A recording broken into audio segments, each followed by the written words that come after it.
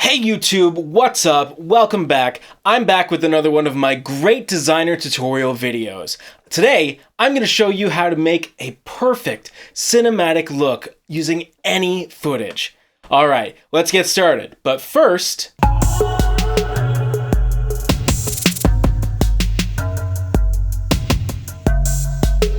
Alright, and here we are in DaVinci Resolve. Now I'm using the paid version, but you can also do everything that we're going to do today in the free version. Now, just a quick check. You've probably already watched my video about making proxy files. That's great. Let's just double check what my settings were for this. So for this, okay, we're going to use a standard 1080p HD resolution, blah, blah, blah. I'm going to go down to here. Now I make my optimized media, I make it 1/16, so it's just the smallest file sizes that it can be, and also make it ProRes 422 proxy, which again, just keeping file sizes small so we can do a lot of effects to things before we finally export that full resolution and everything. So that's great. We've got that, and just double checking up here, use optimize media when available. Perfect. Proxy mode, quarter resolution. Excellent. Okay, so today, the footage that we're going to be converting to look to a cinematic look, it's just going to be some footage that I shot out in my backyard with some friends. It wasn't on a fancy camera or anything. We didn't shoot it in RAW or anything like that. It's just super simple stuff. And before I imported it into here, I compressed it also to H.264, just again to save file size room. Okay, so let's just watch it through once. All right, so you can sort of get the basic idea of what is actually going on. And the thing is, as you can see, it looks kind of flat. It looks very simple. It's nothing special, which is why we're going to make it look cinematic. So yeah, so that was that clip. All right, so let's just go down to our color tab over here, and we're going to open that up. We're going to go see, we can't change any of the camera raw settings because we didn't shoot it in RAW. We didn't use any of the X-Rite color checker stuff, so we're going to go over to their color wheels, and we're just going to take a look at what we can change in here. So again, it's looking a little flat, so let's just change the contrast. Let's bring that up to 1.25, let's say. Okay, already it's looking better. We're going to bring the saturation up. Let's try 75. No, let's bring that back down to about 60, let's say. Hue, I think I'm going to leave, but let's try 55. Yeah, let's bring it back to 50. Okay, and then we're going to go over and click on the 2 here. And what I really want to do is sort of deepen the shadows, make it look like there's more depth, that kind of thing. So we're going to bring that down. No, we're not going to go all the way. We're going to go to about 35, I think. Yeah, and we want our highlights. We don't want to lose any of those. So we're going to bring that up to about 40. That looks good. Color boost, I'm just going to give that a quick color boost of 15, just sort of bring everything up. And now the mid-tone detail, that is something that a lot of people don't pay attention to. So we're going to do it at 50 and see, you get a better look there. But if we go all the way up to 100, it just brings so much more out. All right, we're gonna leave the tint the way it is, but the temperature, now I wasn't paying attention when I shot this, rookie mistake. It doesn't really match what the colors actually are supposed to look like. Like you can see my friend here, they're looking a little different than they're supposed to. So we're gonna bring it all the way down to minus, let's say 1400 there. And that's looking a lot better overall. Okay, and then in the log window, we're going to just bring up our highlights in the sort of in the magenta range, just a little bit. And then for the offset, we're going to do the same thing, except we're going to go down towards the blue kind of teal area. For mid-tone, let's try... Yeah, I really like that. Over there, that's sort of the orange. All right, so from there, we're going to leave that, and we're going to go to offset. And we're going to just bring that down a little bit here. So it's sort of a little bit greener with the earthy tones and things like that. The gamma, I want to just bring that back just a touch, just a hair.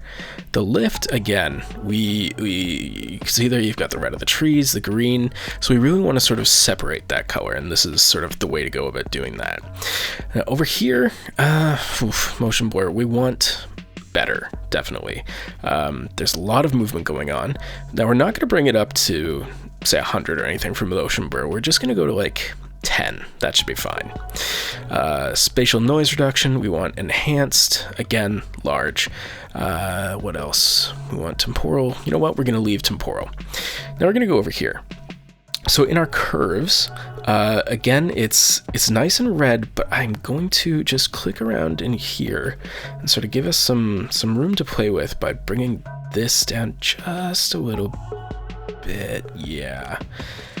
Okay. Oh, I'm liking that a lot. Okay, now we're going to go over here to the blue, and we're just going to pump that up.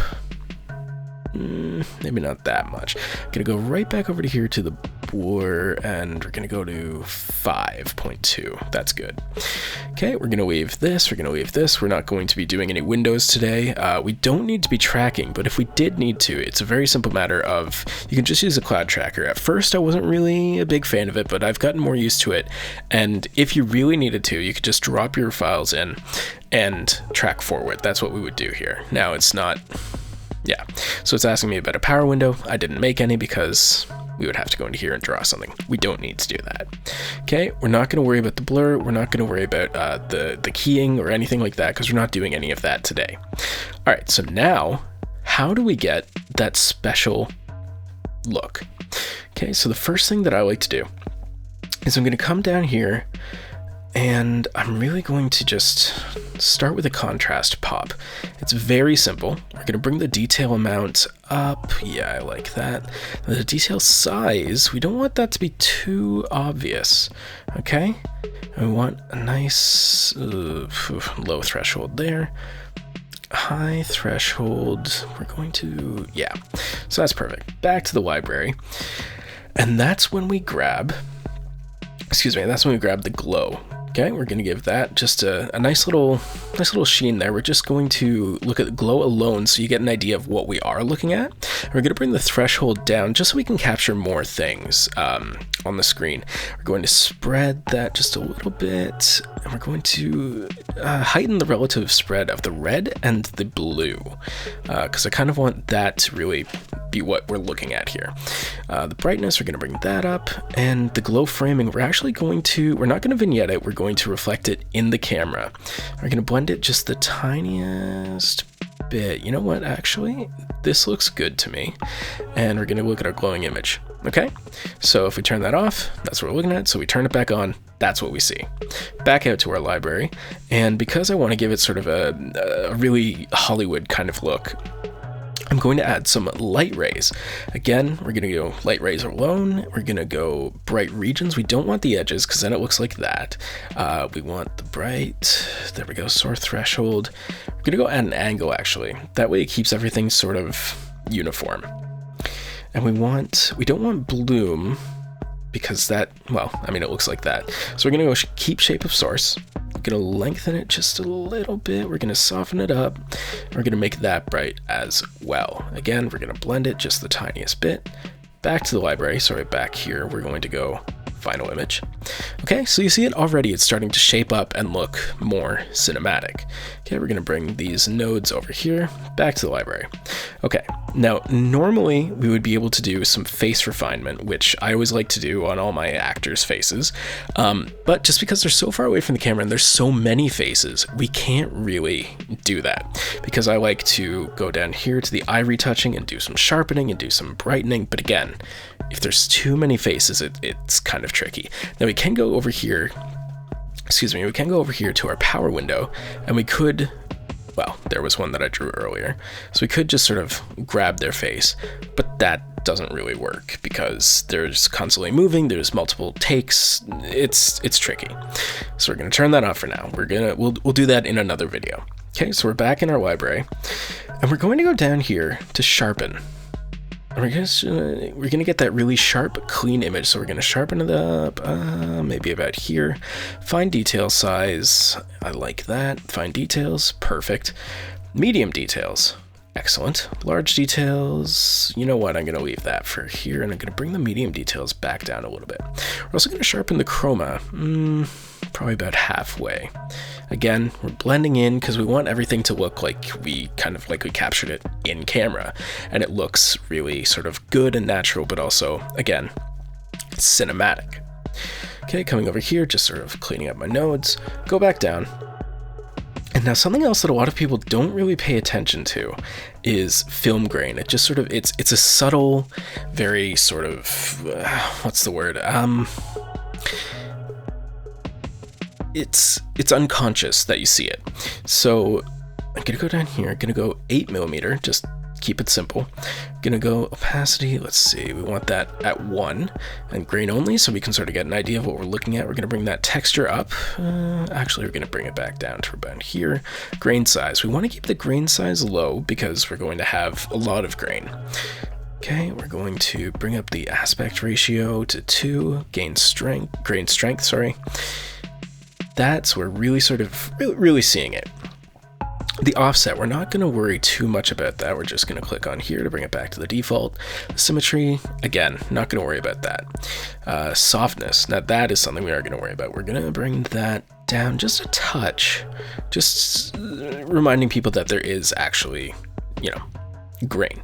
Now the saturation, we are going to keep that down at 0 because we want it to look like real grain. We don't want it to look like interference, like in a broadcast or anything like that. So now we're going to declick grain only so we can see it. That is looking very good. So I'm going to blend it just a little bit. Let's try that out. Okay, and let's just take a second. Excuse me, take a second and play that, just so we can sort of see what we're looking at with the product so far. And I don't know about you guys, but I am loving this. This is fantastic. So we're going to just sort of get to the end of the clip here, and we're going to pause it again, because there's still a few more things that we need to do in order to make this a really cinematic image. So back to our library, we're going to go down here, camera shake. Now I know that seems a little unorthodox. Oh, I missed it. So we're gonna drop it in there and attach that to the end. Okay, so camera shake. I know it seems very simple, but we're going for that kind of Michael Mann heat or Collateral, even Miami Vice, like that kind of look with this. So we're going to keep the motion method at sine because that's a nice sort of smooth way of doing things. And yeah, because if we go square wave, it's very shaky, it's shaky, but in a bad way, if that makes sense. Okay, so we're going to pause interval. The pause interval is actually going to go up to 9. Random seed, we're going to make that 6. Border type, we want it to reflect just because it's more natural looking that way.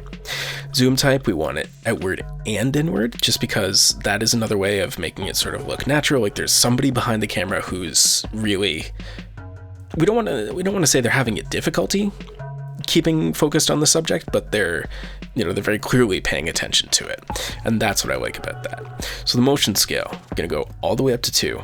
Gonna speed it down, and we're actually, we're actually gonna bring that down a little bit, maybe there, and just give it the tiniest bit of motion blur. Okay, we're not gonna mess with the pan or tilt amplitude or the rotation. We want to keep all that normal. Same with the zoom. Okay, and we want to bring the randomness scale up here, down in the shake quality. We want the randomness speed a little bit down. And zoom to crop, we want to bring that down to a 41, I believe. And we're going to just blend it just a hair, just a touch. Okay. Now the final step after all of this, I think anyways, is to add a vignette. Okay, look at that. Already this is ready to look, this is ready to be looked at in a movie theater. Okay, so we're in advanced operating mode. We've got a border shape of an oval. We have different options here, but I love the oval. And we're going to shrink the full size of it down, but we're going to give the anamorphism, just make it a little bit wider, and the softness, we're gonna make it, yeah. Okay, and we're also going to change the transparency just a tiny bit, because we don't want to give people like too much to pay attention to. So the vignette actually helps the viewer focus on what they're supposed to be looking at. Okay, global blend, we're gonna bring that, let's say a 10 there. Okay, so here is that. We're gonna go back to the edit timeline. Okay, and that is our cinematic look. Oh, you know what? I feel very silly. All right, we're gonna go back here. This whole time we have been editing in proxy mode. So we've been looking at everything with the quarter resolution. So it's not gonna look as perfect as it should. Now, if we turn that off, we're gonna see the final image and in all its glory. Well, before we do that, we're gonna go over here. So I've got another clip here from a different, later in the day, we shot this there was a waterfall actually in the same forest. So we're gonna press D and we're going to bring that, we're going to enable that clip.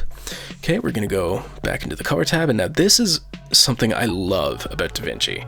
We have our clip selected, we right click on the clip that we just were playing around with, and we just click on apply grade. Isn't that amazing? Look at that. Like, all that work, and now we've basically been able to automate it because we have what we want as our look. Now I'm gonna go into the library again because I feel like there's one more thing. Let's see, we're gonna do a color compressor. We're just gonna compress just a little bit more of the saturation. There we go. Okay, now sorry about that, everybody. That is the final effect that we need to do. So we're gonna look at that scene just in the viewer here. We're gonna bring that up, okay? All right, so look at that. I mean, I shot it, so I shouldn't really be so complimentary about it, but wow, I am satisfied. Like, that's great. So let's play both. Oh, so good. I'm really happy with this, guys. I don't know what to say. Anyways, so now that we have this, and let's save. So that's Command S or Control S if you're on a Windows machine. All right, so now what we're going to do is we are going to finally, save it again. We're going to finally turn off our proxy mode. Okay, so we're just gonna go over here, gonna click off. And now we're seeing it in all its glory. So this is all the effects and everything on the original file. So not on any of the proxy files that are showing sort of a not so great quality. Okay, so let's play those and you'll see just how everything looks. Once all the effects are applied, everything's out of proxy, everything is good to go. Okay, and this is looking so much better. And again, it's just with that really poor quality original files that we were working with, where it was just, we didn't have any extra lights, we didn't have any microphones or anything. Sound as a whole, completely other ball game. And the thing is, we managed to get a look like this. I'm not going to say straight out of the camera because it took a lot of work, but we managed to actually create something that I would be proud to show in a movie theater. Isn't that great? Like, it's so cool. Okay, and I mean, if we want, we're gonna pause it and we're gonna go over to deliver. We have our files here and we can just export them. So we're gonna call this